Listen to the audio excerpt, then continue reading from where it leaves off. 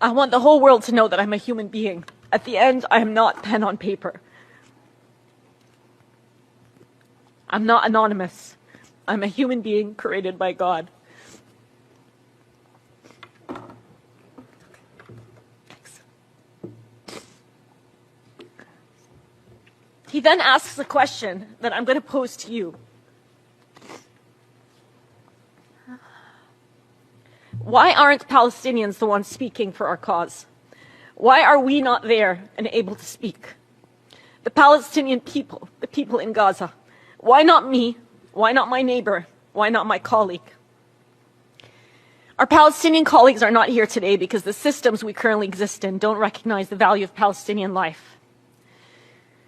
I'm going to end by some reflections from myself and my colleagues who recently came back from Gaza. I'm speaking to you today both as a member of civil society and as a healthcare worker who has witnessed firsthand the death and destruction inflicted upon the Palestinian people. We spent the last 14 months watching as the most live-streamed and documented genocide in history has been met with silence, widespread propaganda campaigns justifying the unjustifiable, silencing and discrediting those who have attempted to expose it. The eyewitnesses that have made it out alive consistently reported crimes that in any other context would have led to sanctions.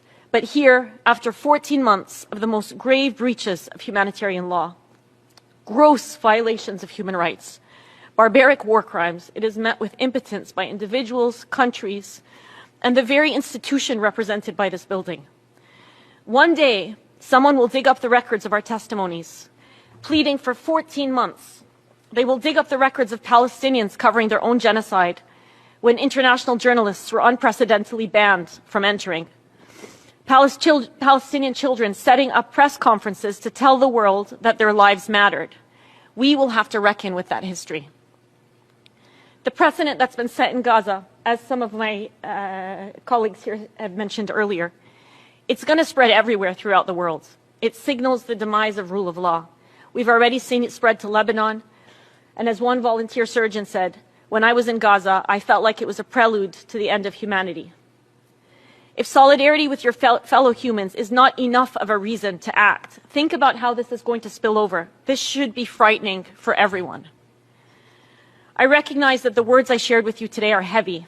But these words pale in comparison to the reality experienced by Palestinians for over 400 days and 76 years before that.